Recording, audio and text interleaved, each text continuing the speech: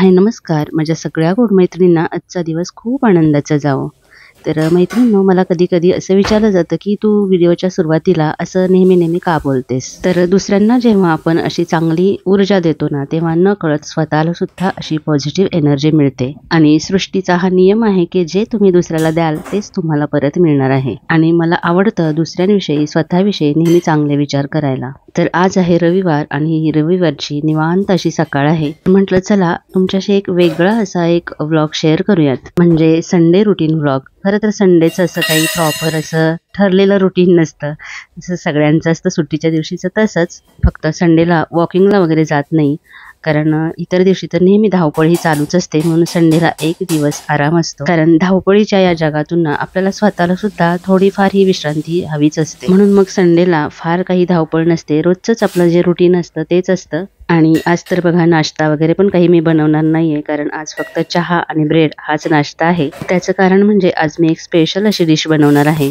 ती म्हणजे कोकणातील फेमस अशी कोंबडी वडे. खरं सांगायचं तर इथे कोकणात येऊन ना मी बरेचसे असे छान छान असे प्रकार शिकले. त्यातलाच हा एक सुंदर असा पदार्थ आहे आणि जो मला चांगलाच जमतो. आणि कोणताही पदार्थ असला ना तरी आपला स्वतःचा असा एक टच असतो त्याला.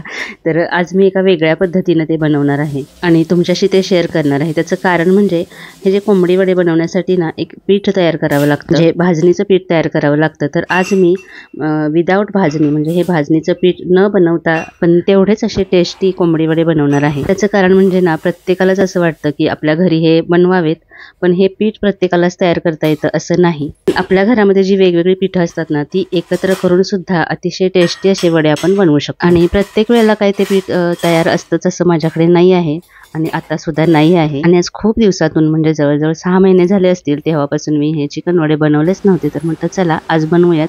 तर आजचा नाश्ता बघा काय होता, ब्रेड आणि चहा. तर रोज रोज तर आपण पौष्टिक काहीतरी करून खातोच, कधीतरी असं वेगळं पण करायला पाहिजे चेंज म्हणून. म्हणजे कुणाकुणाचा तर असं प्लॅन असतो की चला कोकणात गेल्यानंतर फिश किंवा कोंबडी वडे हे ठरलेलंच असतं, पण आपण आपल्या घरी सुद्धा तेवढेच टेस्टी असे कोंबडी वडे बनवू शकतो. तर चिकन वडेचं जेवण बनवायचं म्हटलं ना तर खूप वेळ जातो, त्यामुळे मी आज जरा नाश्ता स्किप केलेला आहे आणि डायरेक्ट बघा आता आधी मी हे पीठ मळून ठेवते, म्हणजे 1-1.5 तास असं पीठ आधी मळून ठेवलं ना की वडे चांगले होतात.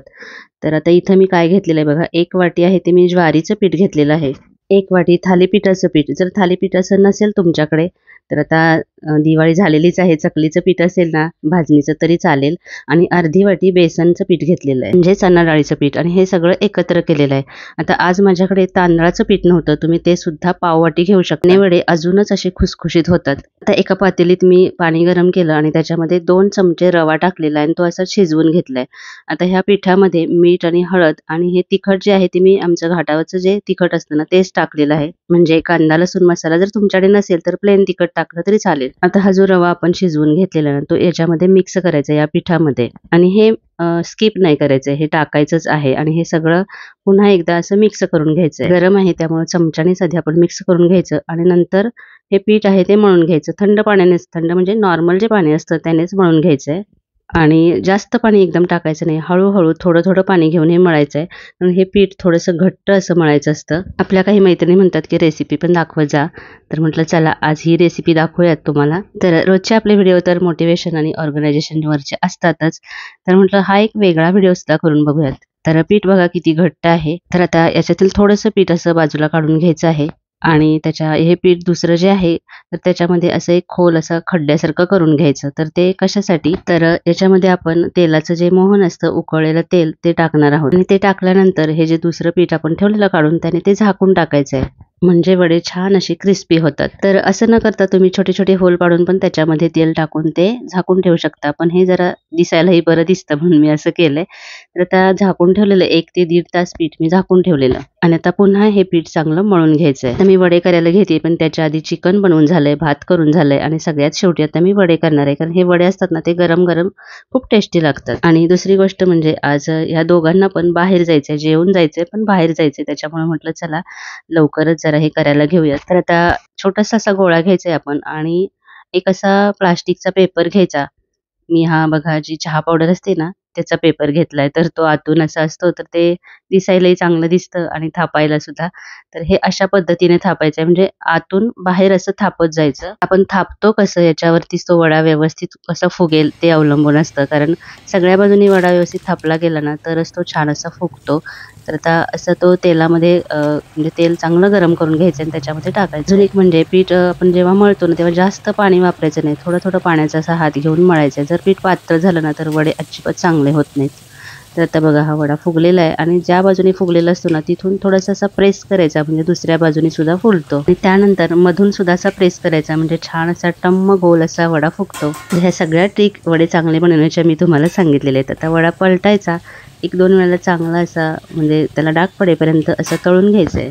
तर हे सगळं मी कुठून शिकले, तर आमच्या शेजारी विशाखा वहिनी राहतात. तर त्यांनी मला बरेचसे इकडचे प्रकार जे पदार्थ आहेत ते शिकवलेले आहेत.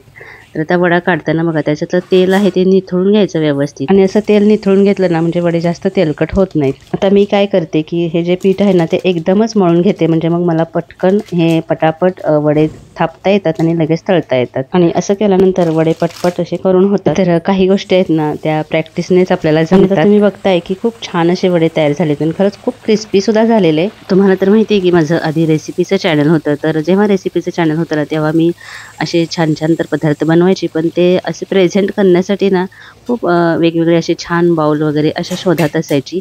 पण तेव्हा ते इथे मिळायचे नाहीत. पण बघा असं असतं की आता मी एका मॉलमध्ये गेलेले, जे तुमच्याशी पुढे शेअर करणार. म्हणजे मॉल म्हणजे छोटासाच तो बाजार आहे असा. तर तिथं मला एवढे सुंदर सुंदर काचेचे ग्लास, जे किचनमध्ये आपल्याला चहा पावडरचे डबे हवे असतात ना, ते इतके सुंदर सुंदर होते, ते मी तुमच्याशी शेअर करणार आहे. तर मी गेलेली कारण की मला गिफ्ट आणायचं होतं 2 छोट्या मुलांना. तर त्यासाठी मी बाहेर जाणार आहे, ते सुद्धा पुढे तुमच्याशी शेअर करणार आहे. तर आपल्यापैकी बऱ्याच मैत्रिणी म्हणत होत्या की डेली व्लॉग शेअर करा. तर डेली व्लॉग शेअर करायला मला सुद्धा आवडेल, पण ना काय होतं, थोडंसं हेक्टिक होऊन जातं असं मला वाटतंय. बघूया, ट्राय करणार आहे मी. तुम्हाला ते बघायला आवडतील का, हे मला नक्की कमेंट करून सांगा. खरं तर रविवारच्या दिवशी प्रत्येकाला जेवण बनवायला, जेवायला उशीर होतो. पण मग माझा काय प्रयत्न असतो की कुठल्याही गोष्टीचं मी प्लॅनिंग करत असते. म्हणजे ना, आलं लसूण पेस्ट वगैरे किंवा आपण जे वाटण लागतं ना, तर त्यासाठी खोबरं वगैरे किसून आधीच ठेवलं ना, की मग रविवारी आपली एवढी गडबड होत नाही. नाहीतर मग काय होतं, सगळंच एकाच दिवशी करायचं म्हटलं ना, की म्हणजे सगळ्यांना जरी सुट्टी असली ना, तरी आपण मात्र ही कामं करून करून खूप थकून जातो. त्यामुळे मग माझा प्रयत्न असतो की थोडी कामं ही प्लॅनिंगने करायची. कारण काय होतं, आपण पण थकलो ना, की मग आपली चिडचिड होते. पण कितीही काही केलं ना, तरी रविवारचा दिवस आहे तो एकदम धावपळीतच जातो. कारण बाजारात जायचं असतं, भाजी वगैरे आणायची असते. शक्यतो आम्ही इतर दिवशी जात नाही, फक्त रविवारच्या दिवशीच बाहेर वगैरे जातो. कारण इतर दिवशी ते जमतच नाही, कारण हे सुद्धा खूप उशिरा येतात आणि संध्याकाळी मग बाजारात जायला नको वाटतं. तर माझी पहिली व्हायरल झालेली रेसिपी हीच आहे बरं का, कोंबडी वडे. खरं तर ना, मला ही माझी YouTubeची जर्नी आहे ना, तुमच्याशी शेअर करायची आहे. म्हणजे एवढी काही मी मोठी यूट्यूबर नाही आहे, म्हणजे खूप 1 लाखवर वगैरे आपले सबस्क्रायबर नाही आहेत. तरीसुद्धा जे आहेत ना माझ्या मैत्रिणी, त्यांच्याशी मला हे शेअर करायचं आहे. म्हणजे कसं आपण आपल्या चुकांमधून शिकत जातो. कोणते प्रॉब्लेम आले, म्हणजे जरी दिसायला आपल्याला हे सहज सोपं वाटत असलं ना, तरीसुद्धा ते किती कठीण असतं. कोणत्या अडचणी येतात आणि त्याच्यातून सुद्धा आपण कसं ग्रो करायचं असतं, हे सगळं मला तुमच्याशी शेअर करायचं आहे. आणि ते बघायला तुम्हाला आवडेल का, हे मला नक्की कमेंट करून सांगा. तर आता इथं मी हे ताट करतेय चिकन वडेचं. बघा, सगळे वडे करून झालेले आहेत. मी एकटेच राहिलेले आहे जेवायचे. आता हे मी एवढ्यासाठी करते की जसं रेसिपीच्या चॅनेलला दाखवतो ना आपण, म्हणजे प्रेझेंट करतो ना, की कसे झालाय पदार्थ, कसा झालाय, तर तेच दाखवण्यासाठी मी हे असं ताट बनवलंय. नाहीतर आपण बायका जेवताना कसं जेवतो हे आपल्याला माहितीच आहे.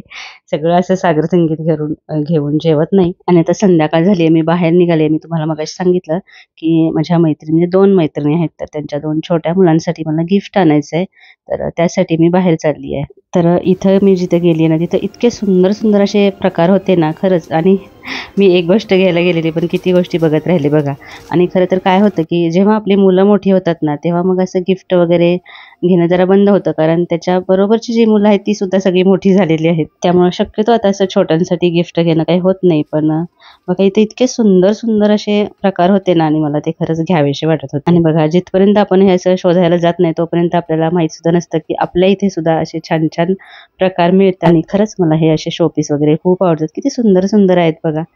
पण मी जरा मोह आवरला, कारण पहिलेच आता दिवाळीसाठी खूप गोष्टी घेतलेल्या आहेत मी. आणि केस मी असे बांधलेले दिसत असतील, थोडंसं वियर्ड वाटत असेल, पण मी ना तेल लावलेलं आणि धुतल्यानंतर तेल निघालं नव्हतं केसांचं, त्याच्यामुळे ते चांगले दिसत नव्हते. तर म्हटलं चला बांधलेलेच बरे. आणि हे तर किती क्यूट आहे बघा, मला हवं होतं हे, पण बहुतेक ह्याच्या बाजूला एक डॉल होती, ती तिथं नव्हती, त्याच्यामुळे मग मी ते घेतलं नाही. पण मला हे खूप आवडलं. पण खरं सांगू का, जे विंडो शॉपिंग असतं ना, म्हणजे आपल्याला काही घ्यायचं नसलं ना, तरी बाजारातून नुसतं असं फिरून आलं ना, तरी आपल्याला खूप फ्रेश वाटतं. आता जरी मला या काही गोष्टी घ्यायच्या नव्हत्या ना, तरी मला त्या बघून आहे ना खूप आनंद झाला. म्हणजे मस्त वाटत होतं असं बघायला. तर आधी मी मैत्रिणीच्या मुलीसाठी हे असं कलरिंगचं वगैरे साहित्य घेतलेलं.